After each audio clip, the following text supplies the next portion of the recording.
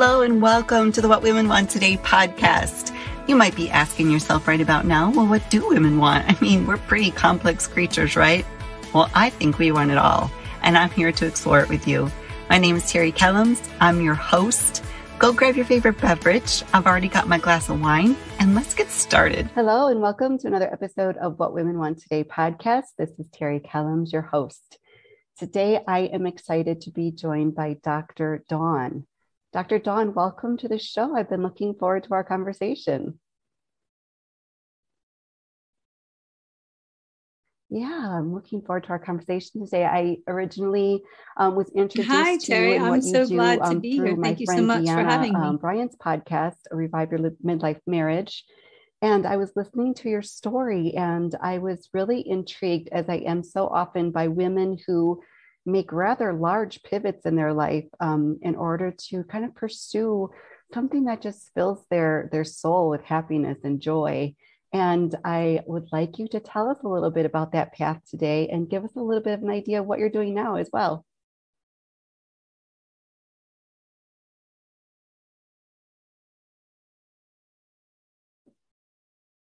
Sure.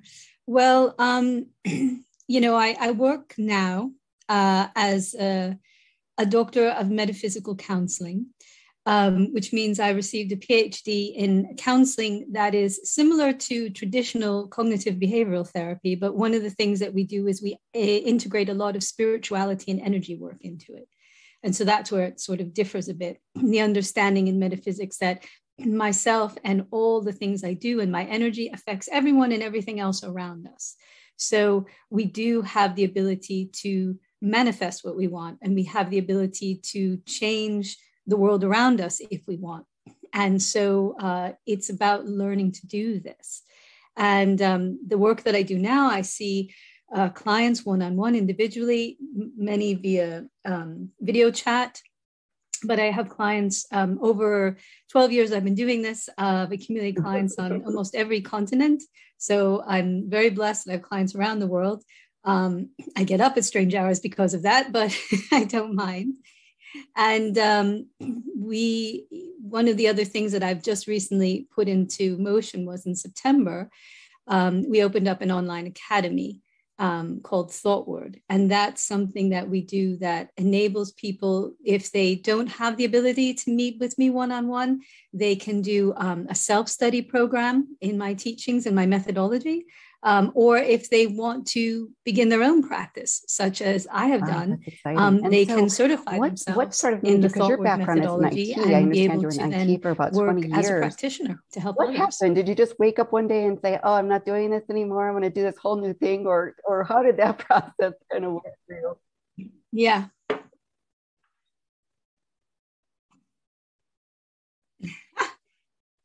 Well, it's an interesting story because I had originally, I actually got my undergrad degree in translation. So I was a translator, and I had I had this dream. I was living in New York, and I dreamt that I was going to work at the UN, and I was going to solve all the world's problems by translating everything really nicely, and stop wars and all that. And after I had graduated, I went to the UN and I said, can I get a job? And they said, yeah, you can start next week. And I was like, amazing. And I said, well, what are the requirements? How much does it pay? And they said, well, you've only got your undergrad, so you can just work for free. And I was like, yeah, I'm going to live in Manhattan and work for free. So they said, well, come back when you have your master's and then you can actually get paid to work here. So I said, all right, I just finished that. And I ended up applying for a position in Boston, working at a bank where they were opening up, and my translation was in German and French and English. And so I was going to work in their German department they had opened up. So I packed up everything, moved, took the last of, my funds, because I was fresh out of, uni. I didn't have a lot. And I got there and I was there a week and they said, we're actually not opening the German department right now. We're putting that on hold. And they said, so how about you just work as a secretary right now? And I was like, oh my gosh, what am I going to do? So I took the position, and long story short, I'd always been very good at computers and fixing things, because that's what I did with my father when I was younger. He was very into that, and that's kind of how we bonded. So everybody in the secretary pool was calling me, can you fix this? Can you fix that? And so the fellows in the IT department had mercy on me, and they said, you want to come over in IT? And I said, sure, I will. And the bank, provided all the certifications and training, and I learned. So in the process of that time where I was doing it, was never something I had wanted to do. It wasn't like a dream, and it certainly wasn't what I had a degree in. But I was working in that. And, you sometimes in life, you do something because you know it, sure, and because it pays the bills, so you get sort of comfortable. And humans always like things that are comfortable and familiar. Doesn't mean they're healthy or good, right? Just means it's comfortable and familiar. So I stayed in it way longer, because I originally said to myself, okay, 1 year and we're out, And as you had said previously, that was 20 years before. So, but what had happened after several years of being in the industry, I had actually, I had gotten married and I had gotten divorced. And during my divorce, or the process of, I gained a lot of weight. I've never had alcohol in my life. I've never smoked anything. I've never taken any drugs, but food was my drug of choice. So I ate, got really big, and then decided I need to lose weight. And I was doing everything I could to try and lose weight. And I had no knowledge about any physiology or anything at the time. And so I'm living in Boston, and every day on my way to work, there was a great deal. You got for $2, you got a large coffee and a giant muffin, right? So the muffin said fat free. So I was like, I can't get fat if I'm eating something fat free, right?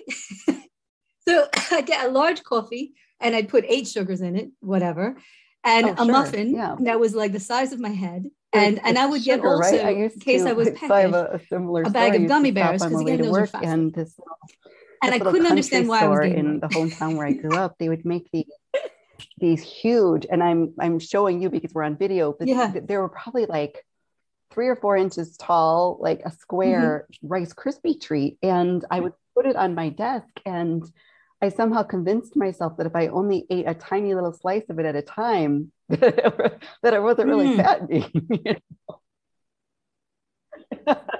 Yeah. So you were sort of eating your feelings at this point. No, well, you're releasing the calories into the universe, right?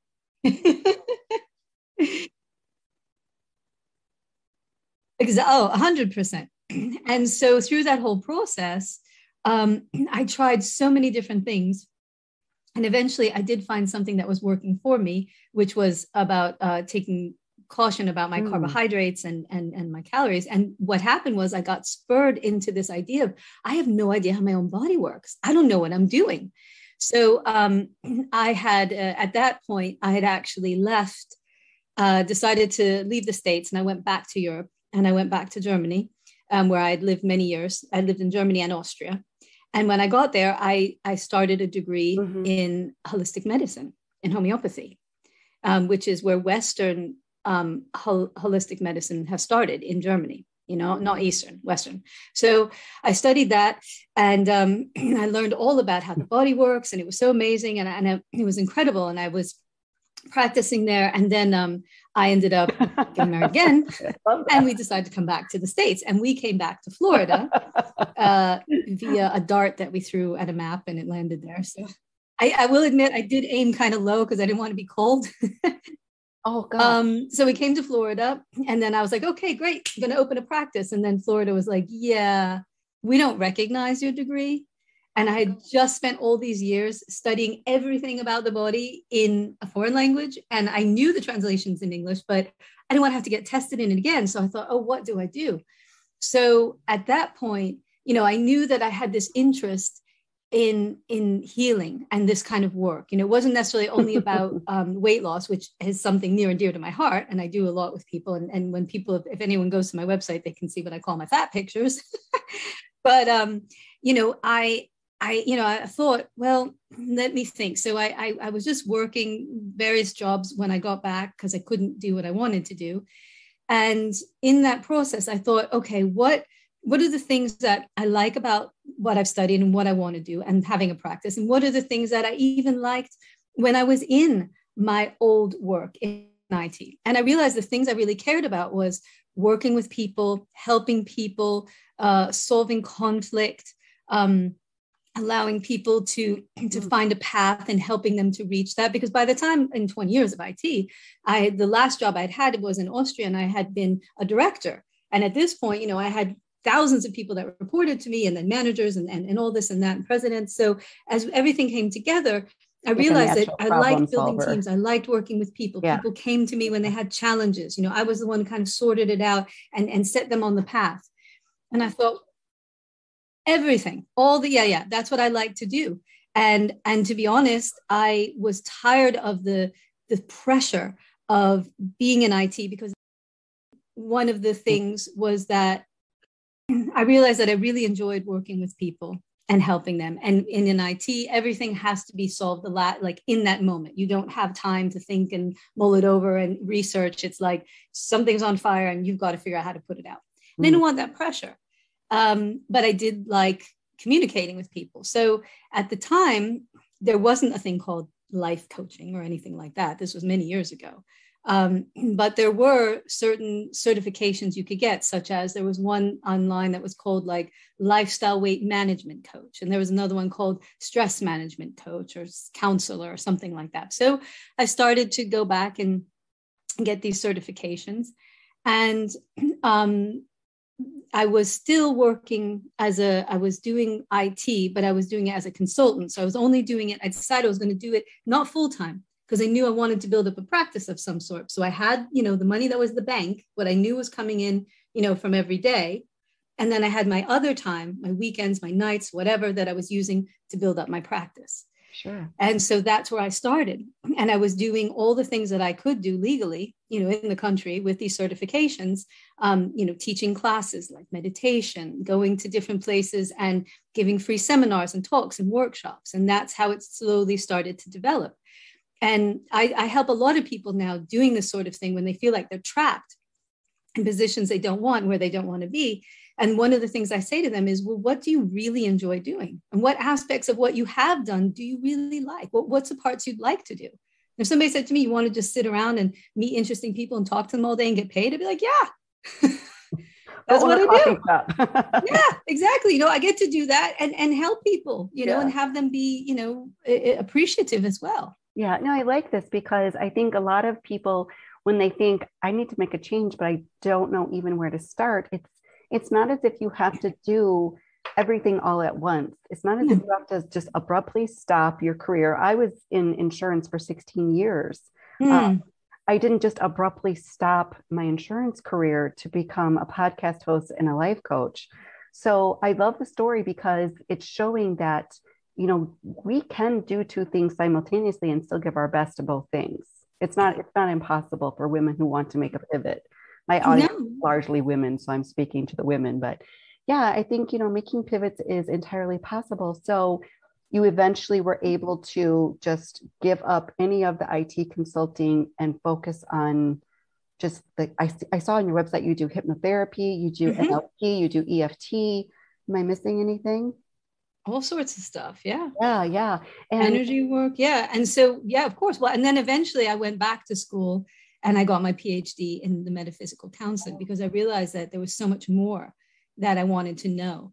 And so that was some years afterwards. But I think, first of all, as women, we are required to multitask all the time. Sure. It's just expected of us because we can, which is why we're, you know, the superior sex, because we can do it.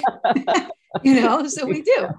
And so we multitask all the time. But I think if there was one thing that I think I would like to share that might be helpful, you know, to your listeners, is that when you are doing this, there's a couple things you have to realize. One is, like you just said so eloquently, you know, you don't just jump out of one and into the other. You know, now I was holding on because I had in my brain this idea, if I just had this amount of money saved in the bank, you know, that would be it. And that would be my moment to leave, you know, and that didn't happen. You know, that never happened. But what did happen is eventually the universe was like, okay, I would love to say I had total faith and I let go and everything worked out. But what happened was I got fired, you know, because the universe was like, if you're not going to do it, we're just going to do it for you. Right. You know, which was fine. And after a little bit of panic, and, having some negative thoughts. Eventually I picked myself up and I said, the funny thing was when I was at work, I kept thinking, oh, if I wasn't here, there was so much I could be doing right now to try and build up my practice.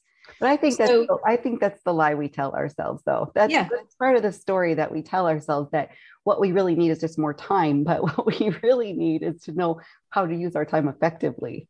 Oh, yeah. Because right. you have all the time in the world, but if you don't have the motivation, if you don't have the drive, and probably one of the most important things, and you can weigh in on this, is your why. Why that you want to do this? Because if you aren't really grounded in your why and the reason that you get up every day, it's easy to get distracted. I don't know if you're familiar with the Enneagram, but I'm a 9 on the Enneagram, and my tendency is to do whatever is right in front of me at the moment. So if I don't have a very solid plan for my day and my top priorities picked out and laid out before me with a little bit of pressure, because I tend to procrastinate, it would be really easy for me to do the dishes, bake some bread, clean. I love to clean. So there could be 1,000 things, but what we really need is, instead of saying we need more time, because that's kind of like the scarcity mentality. When we think we don't have something, we want more of it. So I think what we really need to know is why we want to do this thing. What's our motivation behind it? And when we have that really locked in and dialed in, I think, and you're more of the expert on this than I am, the universe starts to work for us on our behalf. You don't have to have all of the information. You just have to have enough information to plant the seed, and the universe sort of like jumps in and helps you with that. What's your opinion on that? Well, I think it's very true what you're saying. And I think there's two parts to it. One part is the why, 100%. If your why is not strong enough, you're not going to do it. You have to be. And in the world of NLP, in the neurolinguistic programming that we do, our subconscious brain will always go to whatever it thinks is the easiest way to do things. And it will create scenarios. So if you believe that you work best under pressure, then guess what? You're going to make pressure, because then you're going to figure out that that's how that works for you. That's not always the best, again, but that's what your brain tells it. So we have the why, which is amazing, but then we have the blocks. And the blocks are those things we've been told our entire life that form the filter that we see the world through. So we see the world through people who have said, you can't do it, you're not smart enough, you don't have enough money, you're not this, it's hard, it's challenging, the economy's bad, whatever kind of stories we've been told. So we need to remove those blocks so that we can move forward. And so it doesn't mean not being afraid or not being fearful, because it can be scary, to imagine what we're trying to do. It can be, and if we have no fear, then we're just psychotic. So that's a bad thing. We should have fear, but we shouldn't let it stop us. So it's okay to have fear. We just push through it. So the why is important, but all the things we tell us, like, what I was telling myself, I had to have this money, I had to have more time, I had to have all these things. And that was never the case. At the end of the day, my why, the things I wanted, which was my freedom, or to be able to get up in a time I wanted, to work with the people I wanted, to do something I enjoyed, to not have anybody telling me when I could go to the loo or how much vacation I could take, and all of that. Those were the things I really wanted. And I kept thinking there was a certain price tag to it. And at the end of the day, after a month or so, having been unemployed from that work and really just focusing on my coaching, I realized that maybe I wasn't making the same amount of money at the beginning, but I had all those things that I already wanted. I wasn't getting up to an alarm anymore. I wasn't worrying about somebody telling me where to go, what to do. I was completely free. Right. So I had to also get over the fact that I was looking at the clock and thinking, oh, an hour just went by. I made no money. What am I going to do? Oh, hour two, I didn't make any money, because I had that mentality, right? Every hour you're getting paid, and at the end of the week, I had to let go of that and realize that if I was making, let's say, $100 a day working at a job, and then I would see one client for an hour and charge them $100, I could make up that whole day in an hour. So why am I freaking out at every hour that was passing? Because that was my mentality since I was 15 years old. You work an hour, you get paid. Right. So in the end of it, what I really learned was, how do you then manifest this, right? How do you then create this? What can you do? Because you can do things all the time, send out ads and call people, and, those are all things that will get you a modicum of success. But the true way to manifest will come from shifting your energy. And I have created a formula that has worked over and over again for myself.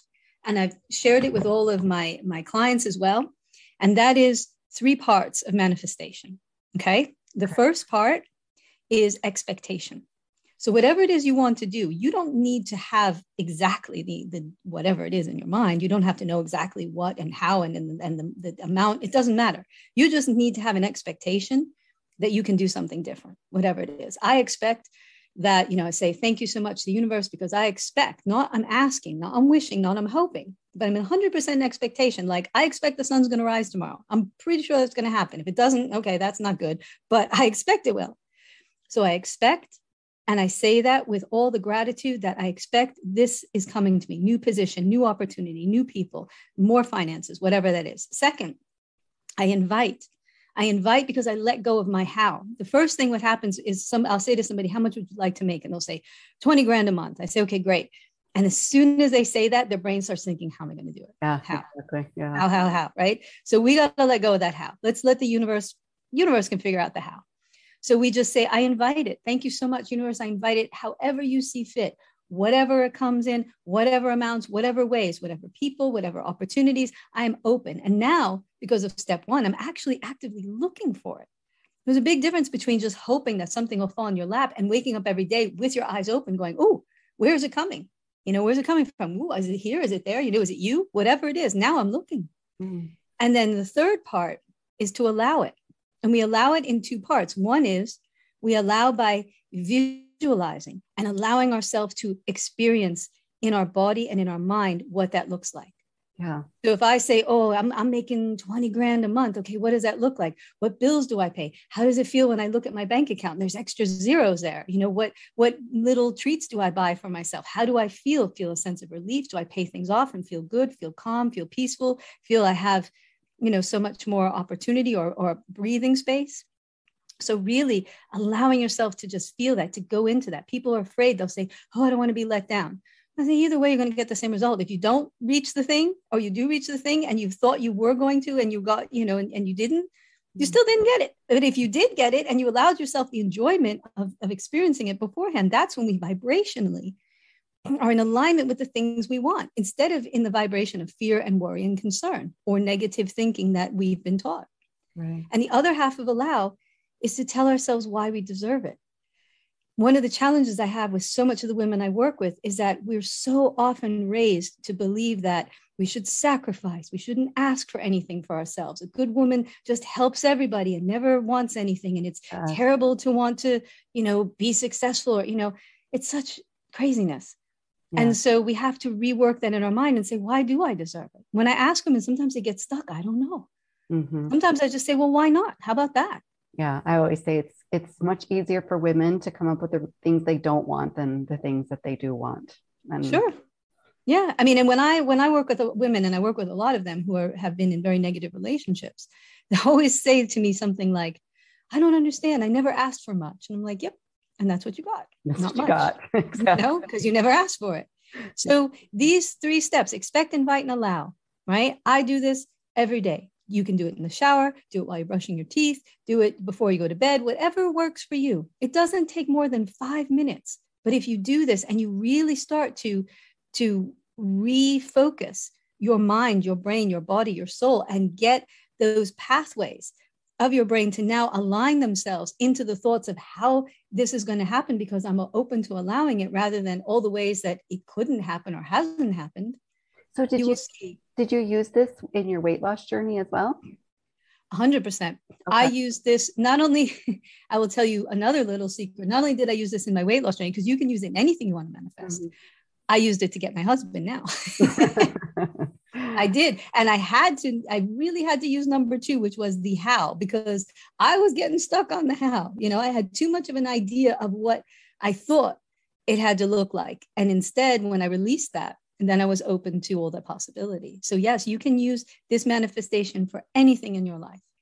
You just got to do it consecutively to keep yourself in that vibrational energy. Yeah, I'm thinking of, like you said, with the woman who's listening that, wants to make a pivot in her own career. Mm-hmm. You with your weight loss, money manifestation. I currently am working on manifesting a lake house in Tennessee. It's on my vision board. Nice. I talk about it. I I'm looking at properties online. I can imagine it. I'm already decorating it in my head. So nice. It's a matter of time before it happens. For sure. Yeah. I mean, I think sometimes it's a little tweak that we add to it, you know, like, for example, the expectation. For a long time, I was saying, I hope, I hope, I hope. And I realized the universe just mirrors what we say. So if you say, I hope for something, the universe says, okay, keep hoping. If I say, I wish for it, the universe says, okay, keep wishing. But if I say, I expect it and I'm grateful it's on its way to me, then the universe says, okay, expect it. It's on its way to you. And that can be one of the differences. Yeah. You know? Yeah. And when I talk about it in the present tense. Like we watched this program in HGTV called Lakefront Bargain Hunt Renovations or something like that. Mm-hmm. And, you know, when they do something to the house that they searched for and bought, I'll say, oh, that's the kind of windows we're going to have in our lake house. Or I'll say, oh, I like that idea for our lake house. I like how when you have the porch, you know, that overlooks the lake, you know. And so is there something else that I could be doing to make this happen faster? Or is this just all the universe's timing? Well, you know, for sure, letting go and understanding number two, which is the invitation, is it comes in the universe's timing and the way that the universe sees fit, not ours. Saying why you deserve it can also be important, as in part 3 of allowing, you know, why I deserve it. And the other half, you know, of course, the visualization, you're already doing that.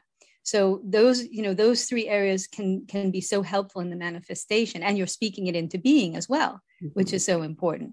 I think one of the things that people need to realize is that everything and anything around us, it had to start first in somebody's mind. Mm-hmm. You know, whether it's, you know, a pen or a mouse or your laptop or your phone, somebody had to think, well, maybe we'll make it look like this and this color. So they just thought it and then they made it, you know, and that's how we manifest things, is we think it and then we create it into our reality. Mm-hmm. So if something is we want and it's not happened yet, then it means part of it is letting go of our idea of the timing or any specifics, anything too specific, because if we get too specific, then we tunnel vision ourselves, because now we're only looking for this one thing. You know, it's like you have an idea of a dress you want to wear to something, you know, and then you go to a million stores and you can't find it because you already have this idea. It has to look like this. And then when you let that go, because now you're under pressure and you're like, I need something, mm-hmm. Then you find something and you're like, oh, this is perfect, you know, because I let go. That just happened to me for my stepson's wedding. Yeah, you see, exactly this happens to us. And that's perfect proof of it. Mm-hmm. And one of the other things I would recommend that I think is really helpful is what I call the daily dozen. And the daily dozen is how we set our intention of what we want each day, so that we take power about our days rather than feeling victims to how the days go. And the daily dozen works like this. You wake up in the morning, before you do anything, thinking about your list, even going to pee, you stay in the bed and you say, okay, I'm going to think of 6 things I'm grateful for right now. And for most people, that's pretty easy. We live in a state of gratitude, right? You know, I'm grateful I have a roof over my head, I have enough to eat, I have my family, I have my friends, I have my puppies, I have, you know, my work. There you go, 6 right there. Yeah. Then we think about, and this is key, 6 things I'm grateful for that are on the way to me. They haven't happened yet, but I say it, that they're on the way to me. And I don't say like it's already. So for example, when I was trying to lose weight, I never looked in the mirror and was like, I love my body and I'm so skinny, because I didn't feel skinny. Mm-hmm. And I didn't love my body at the time. And my whole being knew that. So it wasn't going to work. But if I said, you know what, I'm in process right now. And each day I'm getting better. And each day I'm learning to like myself more. That was true. And I could say that. And then my brain wanted to find the evidence of it. So when you say something like, I'm so grateful that the right house at the right time is coming towards me. I'm so thankful and grateful that the right people to present opportunities are on their way to me now. I'm so thankful and grateful that every day I see things that get me excited and bring me closer to all my goals, right? So we say things like that. And then the key is we let it go. Because when we let it go, we pass it off to our subconscious brain. Mm-hmm. And our subconscious brain says, okay, I want to find the evidence of it. And how do we know it's true? Because everybody's experienced this. If you and I are talking and you say to me, Terry, hey, Dawn, what kind of car do you drive? And I say, oh, I drive a hot pink Volkswagen Beetle. And you say, really? I've never seen that. And I say, oh, no, they're really popular now. And you're like, okay. And then the next day, you see it. You see it twice, maybe even, right? Now, you didn't magically bring it into your view. What happened was your subconscious heard this is a thing and it's popular, and it started to look for the evidence. Oh, there it is, right? Yeah. So everybody's experienced this. Yeah. So that's the trick, is we want to tell ourselves, these things I want, these things I desire, I am so thankful they're already on the way to me, and I'm passing it off to my subconscious, and my subconscious is going to find the evidence. And that's when we look up, oh, there's an opportunity. Oh, there's something there, right? At that point, we just assume we're going to see the evidence because we know it's already on the way. And it has to be, because we've just said in our brain, this is the thing I want, and I'm grateful for it. And now I've put that energy into the universe. Now I just got to find it. Yeah. And so is this part of the metaphysical type coaching that you do? 100%. You know, some people, they come to me solely. Some people see traditional therapists and then see me as well because of the energy work that we do. But this is the kind of thing where we start to learn how we can empower ourselves to shift our own energy and to create the life that we want and we desire by being able to learn about how our mindset, our energy, and our being affects everything else. Yeah. Right. And how we can also control our own energies, you know, especially as women, we are very empathic human beings. So we're always feeling everything everyone else is feeling. We're always taking it on ourselves. We're generally trying to heal everybody else around us to our own detriment, you know, to our own exhaustion. For sure. You know, so it really is about learning how to control all of those things and to become that best version of ourselves, whatever that looks like. Yeah. You know, what I do generally is I say, okay, where are we now? And sometimes we do this through energy. Sometimes I read cards to see where the person is right now. And then I say, okay, and let's figure out where you want to be. Where's the goal of where you, and that may change in the future. It doesn't matter. It doesn't have to be written in stone, but we just figure out, okay, where's where I want to be. And then we try to find the most direct path to get there. And then working as a counselor, we try to remove the block, shift the energy, and keep the person on track, because we as humans, we tend to take the most Magellanous routes everywhere because we're like, yes, this is where I'm going. Quick, make a left. No, go back now. You know, we're like, why is it taking forever to get there? Exactly. Well, you know, there are so much that we could talk about. We could probably keep going, but I would like to invite you to come back at some point in the future. We can talk about that would be lovely. Other things that you offer. But for now, let's tell people where they can find you, because I was on your Instagram account this morning and I learned a lot about chakras this morning. And yay. We're talking about spiritual development. And so I want everybody to be able to follow you, to check out your website. And then they can find out all of the wonderful things that you do. Sure. Thank you so much. Yeah. I mean, I on the Instagram, I try to create this content, you know, every week. Just really simple, easy 1-minute methods to improving our spirituality, raising our awareness, and learning more about our energy. And you can find me at Dr. Dawn A. Ross on the Instagram. And then I also have, there's 2 sites now. We have my counseling site for anybody who wants to work with me, individual or couples. I can tell you after, I know I was mentioning this to Deanna, that once the pandemic hit, my couples counseling went up a lot. I can imagine. Yeah, because everybody was like, I love you, just not 24/7. Right. So I do a lot of work. I also work with young adults and children. And they can find me at new hyphen, or what do you call it, dash. So new-dawn-coaching.com. So that's new-dawn-coaching.com. And if anybody's interested and wants to learn more about the Thought Word Academy, which is if they say, you know, I don't know if I have time for therapy, or I need something where I can learn just on my own and all kinds of crazy hours, they can also, or if they're interested even in, if they have a practice and they want to add this tool to their practice or even develop their own practice, we offer all of that, plus helping people to promote themselves and teaching them about marketing and development as well. They can go to thoughtword.com, which is THOUGHTWARD.com. So I took the word thought, which is what we're using, right? Our brain, we're creating thoughts. And then I took the word toward because we want to go towards the things that we want. And I just cut them and I put them together and I made Thought Word. And so that's what we created. So Thought Word is the methodology of learning how to take your thoughts and move them in the direction you want to be in. That's wonderful. Thank you so much. And thank you so much for being here with me today. I look forward to another conversation with you at some point in the future. Me as well. And hopefully I can wrangle you to come on to one of my webinars as well. I would love that. That'd be great. Take care. Thank you so much.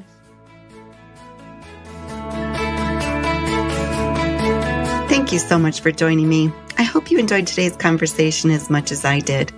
If you'd like to continue the conversation, come on over and join our private Facebook group, What Women Want Today. I'd love to hang out with you some more there. Any resources mentioned in today's episode will be in the show notes. You can find me on Facebook and Instagram at What Women Want Today Podcast, or visit my website at whatwomenwanttoday.com. Please remember to subscribe, download, and share. Leave me a review. It helps other amazing women find the show and become a member of our community. One last thing for you today. You are not alone. You are worthy of love and a fulfilled life. Now it's time to go after it.